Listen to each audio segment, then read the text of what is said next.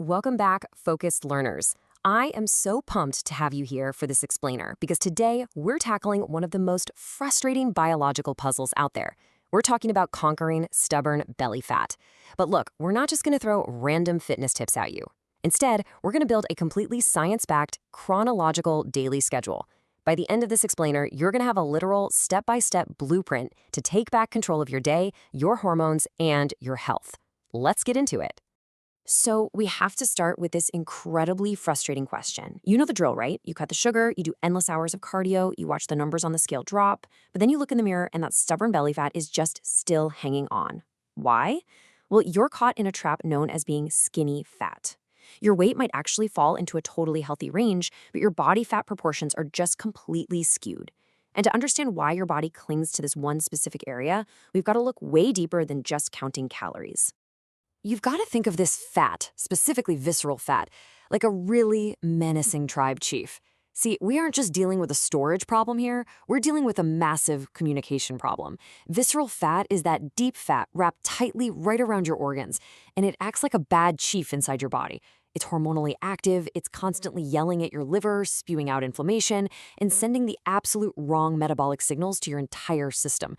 And this bad chief, well, it's heavily influenced by one very specific survival hormone. That hormone is cortisol.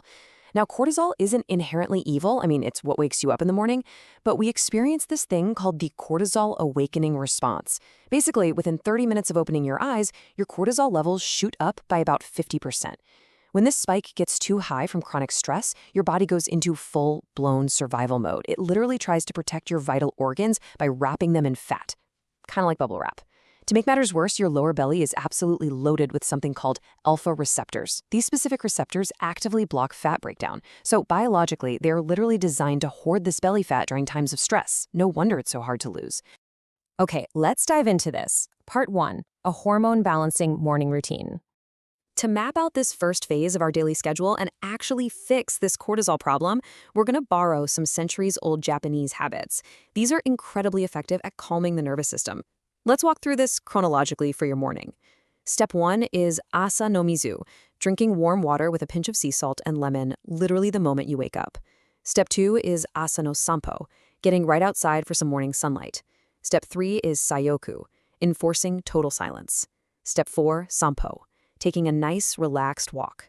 And step 5 is ma, the art of the pause, specifically delaying that morning cup of coffee. These 5 steps are designed to gently boot up your nervous system, rather than jolting it into pure chaos. Let's look at the actual science of this schedule and see how it builds our defense against that belly fat. So the warm water and salt replenish your magnesium, which is a natural cortisol regulator. Getting just 5 to 10 minutes of sunlight hits your eyes and perfectly sets your internal clock, your circadian rhythm. Now, the walking part is absolutely fascinating. It creates something scientists call optic flow. As objects move past you on both sides while you walk, it visually calms your amygdala, which basically acts like your brain's smoke alarm. And the silence? Keeping your phone away for the first 30 minutes prevents early dopamine hits from all those notifications. That stops your baseline stress and cortisol from spiking before you've even really started your day. Which brings us to probably the most controversial part of the morning: coffee. Look, if you drink coffee immediately after waking up, you are literally pouring gasoline on that morning cortisol fire. When you wake up, your brain is full of a sleep-inducing chemical called adenosine. Coffee works by blocking adenosine receptors, but if you drink it right away, you're blocking receptors that are already full. The adenosine just waits around, and when that caffeine wears off in the afternoon, you crash hard. Your body reads that huge crash as stress. Your cortisol shoots back up, and boom, you store fat.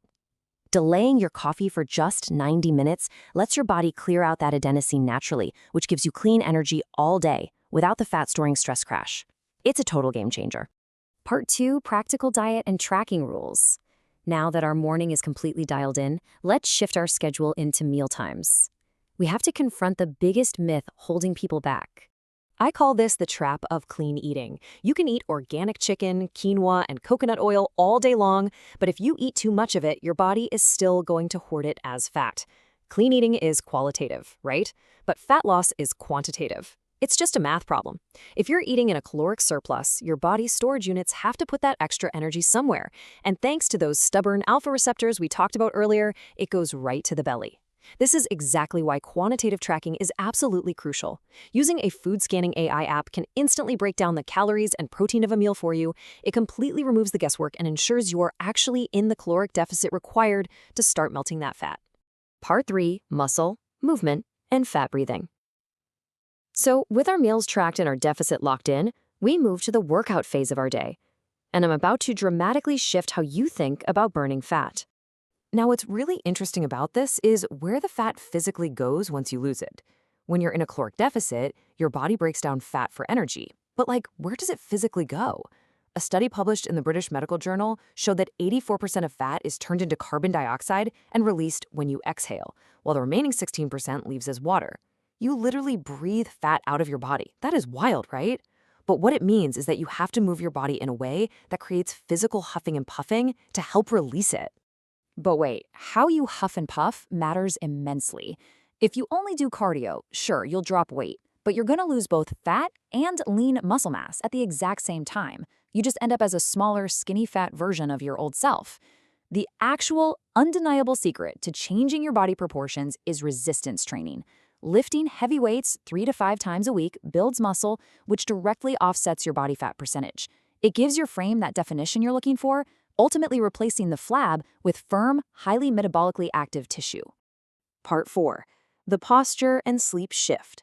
As we guide our daily schedule into the evening hours, we need to focus on physical maintenance and avoiding a couple of final hidden hurdles. Get this, sometimes the belly fat isn't even fat, it's just mechanics. If you sit at a desk all day long, you might develop what's called an anterior pelvic tilt, or just a really severe slouch. This postural deviation actually compresses your midsection and physically pushes your lower belly outward. It makes it look so much worse than it actually is. Strengthening your upper back and glutes fixes this completely. Furthermore, poor sleep is a total system shutdown for your metabolism.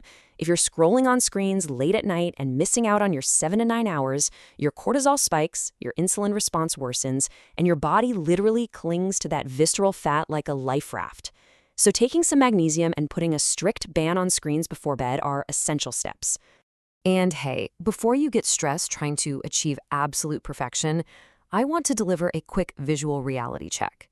Even professional bodybuilders and fitness models who have extremely impressive six-packs, they do not maintain that look at all times.